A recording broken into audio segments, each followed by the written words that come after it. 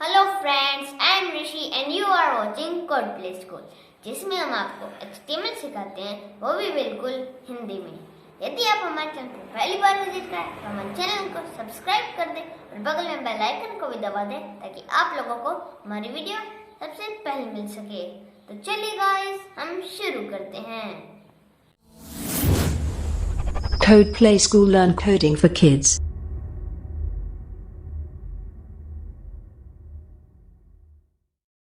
So guys, मैं अपनी computer screen पर आ चुका हूँ और आज हम पढ़ने वाले हैं मार्क टैग। ओके गाइस, तो मार्क टैग बेसिकली मार्किंग करने का काम आता है।